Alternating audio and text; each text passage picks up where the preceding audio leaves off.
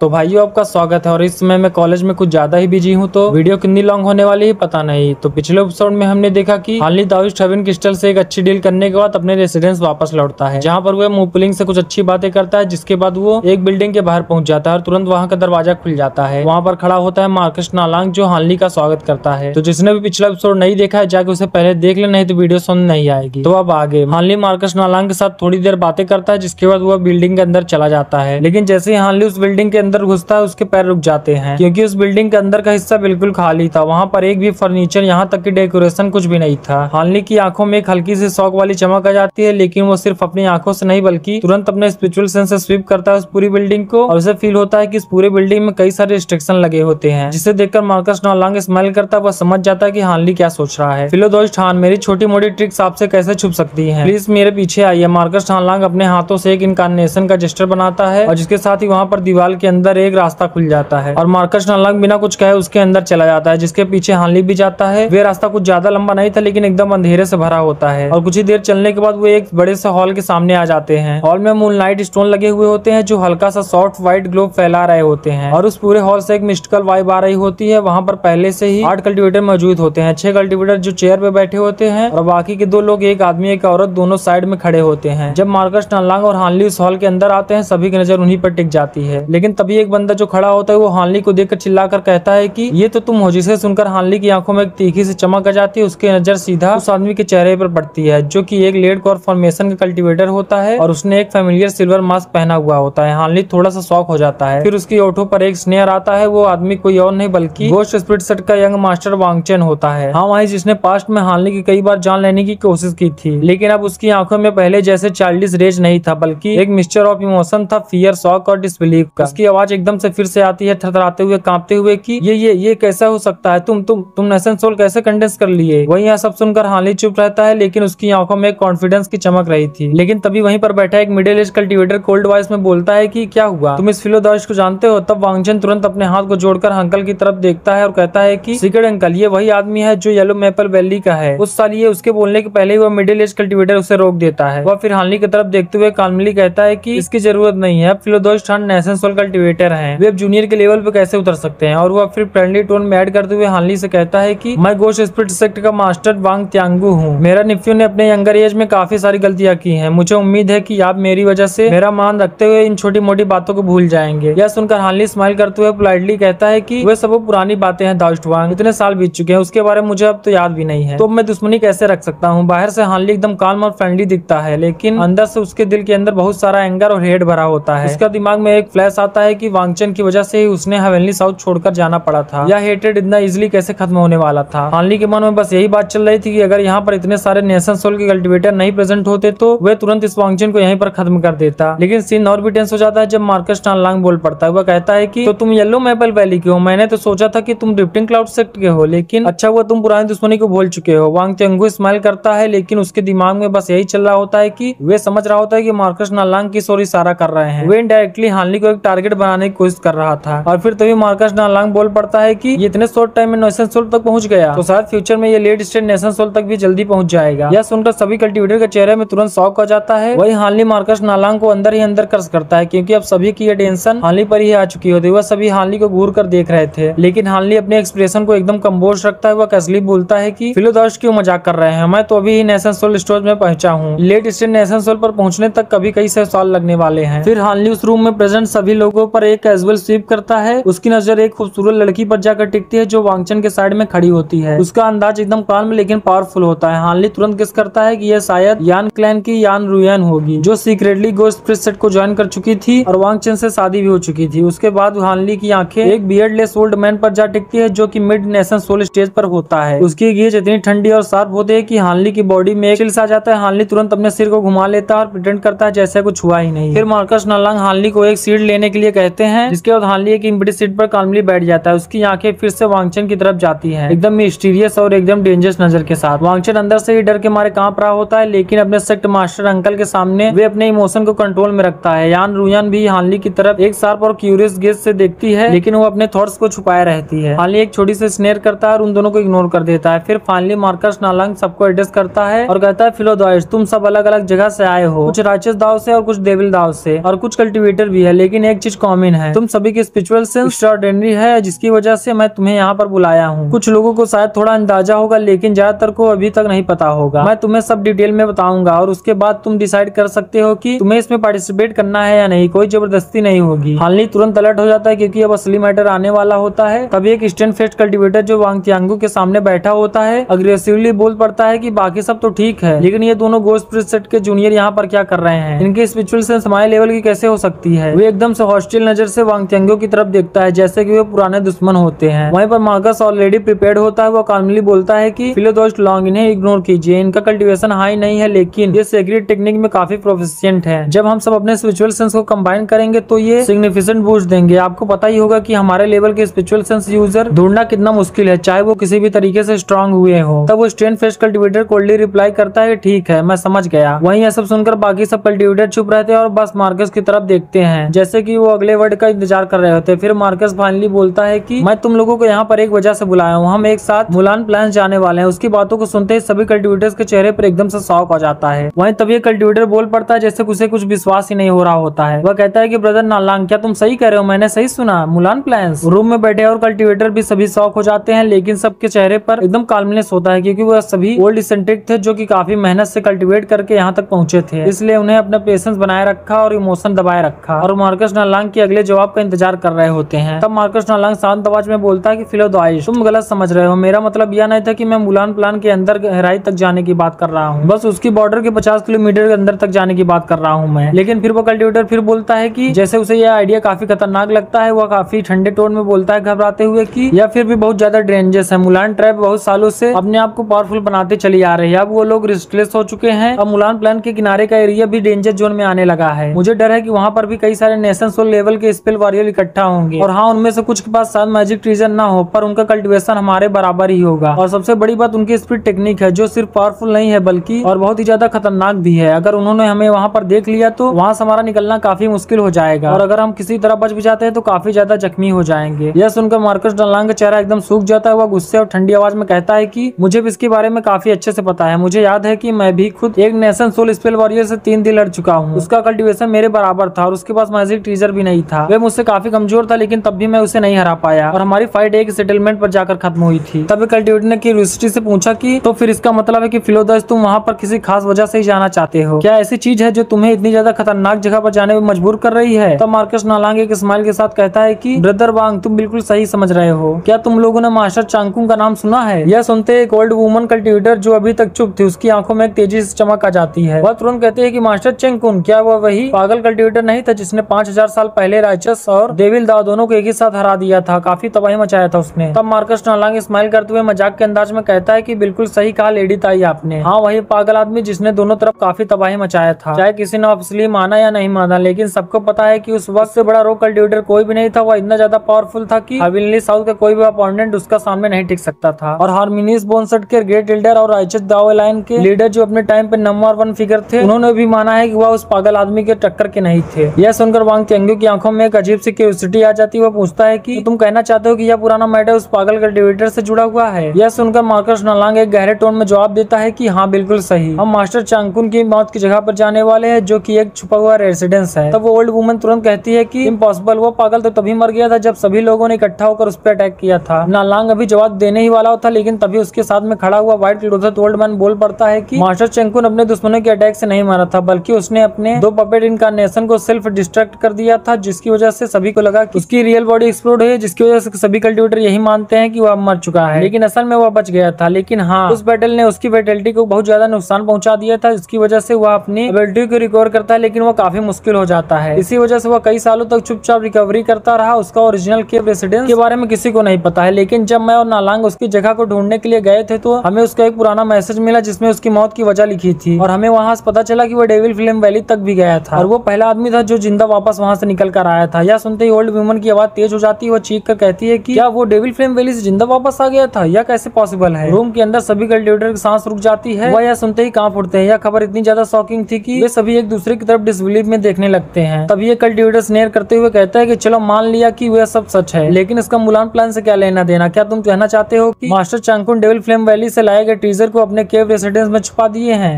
तब मार्कस नालांग अपनी दाढ़ी को सहलाते हुए कहता है कि फिलोदोस्ट आप मोस्टली सही है। उसके डेथ प्लेस से हमें पता चला कि वे डेविल फ्लेम वैली में कई साल रहा था, जिसके बाद वह मेडिटेशन में मर गया। हो सकता है उसके पुराने घाव खुल गए हो या नया जख्म मिल गया हो, लेकिन यह पक्का है कि उसने डेविल फ्लेम वैली से बहुत सारे ट्रेजर बाहर लाए होंगे। सोचो जो चीजें एक कल्टीवेटर को पसंद आई हो, वो अपने टाइम का सबसे पावरफुल कल्टीवेटर रॉक कल्टीवेटर था। वे ट्रेजर छोटे मोटे तो होंगे नहीं, और उसके पास जो सीक्रेट आर्ट मैजिक ट्रेजर थे वही उसे सबसे ज्यादा पावरफुल बनाते थे। तो अब तुम ही बताओ, क्या तुम मुलान प्लान्स में जाने का खतरा नहीं लेना चाहते हो? वहीं पर उसके बगल में खड़ा व्हाइट क्लोथेड ओल्ड मैन कहता है कि हम इतने सारे नेशन सोल के कल्टीवेटर एक साथ होंगे, नॉर्मल स्पेल वॉरियर हमें नहीं रोक पाएंगे, लेकिन मैं तुम लोगों को फोर्स नहीं करूंगा। अगर तुम्हें ये डेंजर एक्सेप्ट नहीं है तो अपने आप को फोर्स मत करो, हम किसी और को ढूंढ लेंगे। यह सुनकर हॉल के अंदर एक अजीब सा सन्नाटा छा जाता है। सभी कल्टीवेटर के चेहरे पे एक हेजिटेशन का एक्सप्रेशन होता है। तब हार्नली शांत आवाज में बोलता है कि मुझे एक बात समझ में नहीं आ रही है, अगर तुम लोगों को पता है कि ट्रेजर कहाँ है तो तुम्हें हम जिनकी स्पिरिचुअल सेंस इतनी ज्यादा स्ट्रॉन्ग है स्पेशली क्यों बुलाया? क्या यह उसी केव की वजह से है? तब मार्कस नालांग हेल्पलेस एक्सप्रेशन के साथ कहता है कि वही अभी मैं समझाने जा रहा था, अगर हम खुद से ट्रेजर निकाल पाते तो ऑब्वियसली हम उसे खुद ही निकाल लेते, लेकिन प्रॉब्लम यही है कि वे केव एक एंशिएंट फॉर्मेशन स्पेल से घिरी हुई है। हम दोनों ने बहुत ट्राई किया था लेकिन हम उस फॉर्मेशन को तोड़ नहीं पाए थे, और मुलान प्लान्स में हम ज्यादा देर तक रुक नहीं सकते थे। इस वजह से हमने उस स्पेल फॉर्मेशन की हर एक डिटेल को याद कर लिया और हेवनली साउथ वापस आ गए। कई 100 सालों तक रिसर्च करने के बाद हमें पता चला कि एक वंडरस सोल डिस्ट्रक्शन है जो कि समय के साथ खत्म हो चुकी है। अब यह सुनकर वांग त्यांगू काफी शॉक हो जाता है। वह कहता है कि वंडरस सोल डिस्ट्रक्शन, क्या ये उन 10 सबसे बड़े सोल डिस्ट्रक्शन में से एक नहीं है? वो वह जो कि बहुत सालों पहले ही खत्म हो चुकी थी। रूम में बैठे बाकी सभी कल्टीवेटर इस नाम से अनफैमिलियर होते हैं, लेकिन जैसे उन्होंने सुना कि ये टॉप 10 एंशिएंट डिस्ट्रक्शन में से एक है, उनका दिल वहीं पर रुक गया। सब समझ चुके थे ये फॉर्मेशन को तोड़ना इतना आसान नहीं होने वाला है। हार्नली की आंखों में भी एक पल के लिए शौक आ जाता है, लेकिन वो तुरंत अपने एक्सप्रेशन को काम कर लेता है। तब मार्कस नालांग हैरानी के साथ बोलता है कि मैंने पहले ही सुना था कि ब्रदर वांग एक बड़े फॉर्मेशन मास्टर हैं। अब मैं समझ गया कि तुम्हारी रिपुटेशन इतनी ज्यादा क्यों है। ऐसे पुराने और एंशिएंट फॉर्मेशन के बारे में सिर्फ तुम ही जान सकते हो। यह सुनकर वांग त्यांगू थोड़ा हम्बल हो जाता है और वह बोलता है कि ब्रदर नालांग आप प्लीज आगे बताइए, मैंने इसके बारे में सुना है लेकिन मुझे इसे तोड़ने का तरीका नहीं पता। यह मैटर मेरे लिए भी बिल्कुल अनफैमिलियर है। तब वह व्हाइट क्लोथेड ओल्ड मैन हल्का सा स्माइल करते हुए सीधे कहता है कि हमने बहुत साल इस पर रिसर्च किया है और हमें 2 तरीका मिला है, या तो ब्रूट फोर्स के साथ इसे तोड़ दे या फिर 8 ऐसे कल्टीवेटर लाओ जिनके पास इतनी ज्यादा स्पिरिचुअल सेंस हो कि वे अपने स्पिरिचुअल सेंस को मैनिफेस्ट कर सके। सिर्फ तभी ही रिस्ट्रिक्शन को डिसॉल्व किया जा सकता है। ब्रूट फोर्स से तोड़ना ऑलमोस्ट इम्पॉसिबल है। एंशिएंट रिस्ट्रिक्शन बहुत ही ज्यादा प्रोफाउंड होते हैं, अगर हम 1 महीने तक लगातार अटैक करते हैं तब भी वो शायद न टूटे, और मुलान प्लास के अंदर इतना ज्यादातर हम नहीं रुक सकते। यह हरकत काफी ज्यादा रिस्की हो सकती है, लेकिन अगर हम मैनिफेस्टेड स्पिरिचुअल सेंस से डिसॉल्व करने की कोशिश करें तो सिर्फ 1 दिन ही लगेगा। बस शर्त यह है कि सबकी एबिलिटी बहुत ज्यादा स्ट्रांग होनी चाहिए। यह सुनकर अब सभी कल्टीवेटर समझ गए थे कि उन्हें क्यों बुलाया गया है। शायद मिड नेशन सोल कल्टीवेटर और भी ज्यादा पावरफुल होते, लेकिन नालांग और उसके साथी उसको बुलाना नहीं चाहते थे क्योंकि उनको डर था कि कहीं वो धोखा ना दे दे। सभी कल्टीवेटर के दिल में एक्साइटमेंट उड़ने लगता है। डेविल फ्लेम वैली का ट्रेजर एक गोल्डन चांस, डेंजर बहुत था लेकिन उसका रिवार्ड भी बहुत ज्यादा था। एक ऐसा चांस जो जिंदगी में बार बार नहीं मिलता। नालांग ने सबकी हाथ देखकर एक जीनियस स्माइल के साथ कहता है कि एक और बात क्लियर करना चाहता हूँ, अगर हम सक्सेसफुल हो गए और केव रेसिडेंस के अंदर घुस गए तो सबसे पहला पिक ब्रदर यून और मुझे मिलेगा। उसके बाद बचा हुआ ट्रेजर हम सभी इक्वली बांट लेंगे। कोई ऑब्जेक्शन? यह बात सुनते ही किसी को अजीब नहीं लगी क्योंकि यह आइडिया भी उनके द्वारा ही दिया गया था और सबसे ज्यादा कल्टीवेशन भी उन्हीं लोगों का था। तो जाहिर सी बात है कि उन दोनों का ट्रेजर में सबसे पहला हाथ होगा। सभी लोगों को यही पता होता है कि सबसे पावरफुल लोगों को ही सबसे ज्यादा हिस्सा मिलता है, तो यह बात उनको काफी अजीब नहीं लगती, यह बिल्कुल उनको नेचुरल लगता है। और किसी भी तरह के कंफ्यूजन या गड़बड़ को रोकने के लिए पूरी टीम ने फैसला किया कि वो 2 दिन बाद ट्रेड फेयर के खत्म होने से पहले ही यहाँ से निकल जाएंगे। लेकिन उससे पहले सभी ने हार्ड डीमन ऑथ लिया कि किस बारे में किसी को पता नहीं चलना चाहिए या लीक नहीं होना चाहिए, वरना उसकी कल्टीवेशन तुरंत नष्ट हो जाएगी। उसके बाद यह मीटिंग खत्म हो जाती है। फिर हार्नली अपने रेसिडेंस की तरफ जाने लगता है। वह सोचता है कि जब से वो नेशन सोल के स्टोरेज पर पहुंचा है उसकी अजुरा एसेंस स्वॉर्ड आर्ट की कल्टीवेशन बहुत स्लो हो गई है क्योंकि उसके पास सही मेडिसिन स्पिल नहीं है। उसे लगता है कि अगर वो 300 साल तक ऐसे ही कल्टीवेशन करेगा तो वह शायद अर्ली नेशन सोल स्टेज के पीक पर भी नहीं पहुंच पाएगा, और मिड स्टेज नेशन सोल तक पहुंचना तो बस किस्मत की बात है, एप्टीट्यूड का नहीं, क्योंकि जो भी कल्टीवेटर इस लेवल तक पहुंचता है उनके पास एक अलग ही टैलेंट और लक होता है। हार्नली का असली प्लान यह था कि वह ट्रेड फेयर खत्म होने के बाद अपने केव में वापस जाएगा और 100 साल तक कंटिन्यूअसली कल्टीवेट करेगा, और जब थोड़ा प्रोग्रेस हो जाएगा तो वो निकल पड़ेगा एशियन कल्टीवेटर की रून्स की तलाश में, या फिर ऐसी जगह पे जहाँ रेयर नेचुरल ट्रेजर मिलते हो, क्योंकि इसके बाद उसके पास चांस हुआ कि वो कुछ आगे बढ़ सके। लेकिन अब उसके सामने डेविल फ्लेम वैली का नाम आ गया था, एक ऐसी जगह जहाँ के ट्रेजर लेजेंडरी होते हैं। यह जानने के बाद हार्नली के मन में एक ही बात आती है कि यह शायद वही चांस है जिसका वो इंतजार कर रहा था, और हार्नली की तरह बाकी सभी कल्टीवेटर के मन में भी वही सवाल चल रहा होता है, क्योंकि ये सारे ओल्ड सोल नेसेंट्रिक हजारों सालों से अर्ली स्टेज पर अटके हुए हैं। वे बस एक अपॉर्चुनिटी का वेट कर रहे थे जो उन्हें मिल चुकी है। हार्नली के दिल में एक और ख्याल आता है गोस्ट सेट का, यंग मास्टर का, क्योंकि वो उसके साथ ही सफर करने वाला है, तो अगर रास्ते में उसे चांस मिलता है तो हार्नली उसे जरूर मार डालेगा, चाहे वांग त्यांगो सामने ही क्यों ना हो। हार्नली को फर्क नहीं पड़ता क्योंकि डेविल दाव और हेवनली दाव तो पहले से ही दुश्मन है। यह सोचकर हार्नली की आंखों में क्लियर इंटेंट आ जाता है और वह सीधे अपने रेसिडेंट की तरफ जाता रहता है, लेकिन उसे पता नहीं होता है कि वहीं दूसरी तरफ त्यांगो एक शांत गली में चल रहा होता है और वो वांग चेन और यान यूनियन को कहता है कि तुम लोग काफी सतर्क रहना, क्योंकि तुम लोग इस मिशन में जा रहे हो साथ में, तो इसमें काफी खतरा है। और मुझे लगता है कि वे कल्टीवेटर हानली इतनी जल्दी अपनी दुश्मनी को नहीं भूलेगा, वे तुम पे जरूर अटैक करेगा, इसलिए तुम मेरे साथ ही रहना। मैं तुम्हारे साथ हमेशा तो नहीं रह सकता, लेकिन अगर तुम लोग अलग रहोगे तो तुम दोनों एक साथ ही रहना, क्योंकि अगर तुम दोनों साथ रहोगे तो शायद उससे बच सकते हो। जिसे सुनकर वो दोनों काफी डर जाते हैं। तब वांग तियांगु फिर दोबारा बोलता है ये डरने की जरूरत नहीं है, तुम अपने ब्लड स्पीड आर्ट को 7वें लेवल तक कल्टीवेट कर लोगे तो तुम अपने नेशन सोल को कंडेंस कर सकते हो, जिसके बाद तुम्हें मारना इतना आसान नहीं होगा उसके लिए। जैसे सुनकर वांग चेन के चेहरे पे एक सुकून आ जाता है, वो मुस्कुराकर बोलता है कि आपका बहुत बहुत शुक्रिया अंकल। वहीं दूसरी तरफ हम देखते हैं कि हानली अपने रेसिडेंस पहुंच चुका होता है। वह एक रात आराम से सोता है और अगले दिन वह पूरे दिन जरूरी मटेरियल को परचेस करता है। उसने मुबलिंग को कई बार कहा कि तुम केयरफुल रहना और स्पेशल रिक्वेस्ट करता है ओल्ड मैन ल्यू से कि मुबलिंग के साथ ही रहे और उसको प्रोटेक्ट करे। ओल्ड मैन ल्यू यह सुनकर काफी सरप्राइज होता है कि हानली ट्रेड फेयर के खत्म होने से पहले ही जा रहा है, लेकिन वह उससे कोई भी सवाल नहीं करता, बस तुरंत एग्री कर जाता है। और यह देखकर हानली के मन में उसके लिए और भी ज्यादा पॉजिटिव इंप्रेशन आ जाता है। फिर हानली का वह दिन पूरा मेडिटेशन में ही गुजर जाता है और जैसे अपॉइंटमेंट का टाइम आया, हानली अपने पवेलियन से निकला और 500 किलोमीटर साउथ के एक छोटे से माउंटेन की तरफ उड़ गया। और 6 घंटे बाद वो सभी लोग इकट्ठा हो गए उसी जगह पे, जहाँ पर मार्कस नालांग बस एक ही शब्द कहता है कि चलो। और फिर वह सभी 9 कल्टीवेटर का ग्रुप शांति से साउथ की तरफ मुलान प्लान की ओर निकल पड़ता है। मुलान प्लान के बॉर्डर के सबसे करीब जो कंट्री थी वो थी स्टेट ऑफ यू, लेकिन दोनों के बीच का कोई क्लियर बॉर्डर नहीं था। लेकिन उनके बीच आती थी एक 5000 किलोमीटर लंबा एक रेगिस्तान, एक ऐसा रेगिस्तान जिसमें हमेशा पीली रेत के तूफान घूमते रहते हैं, जहाँ की हर एक जगह पर मौत की कहानी लिखी हुई थी। यह एक ऐसा बैटलफील्ड था जहाँ पर 9 नेशन यूनियन और मुलान के वॉरियर्स का काउंटलेस कल्टीवेटर का खात्मा यहाँ हुआ था और उनका खून यहाँ पर बहा था। और प्रॉब्लम यह नहीं थी कि ऑफिशियल बैटल हो या ना हो, तब भी ये रेगिस्तान काफी खतरनाक था। कभी लूट मार के लिए, कभी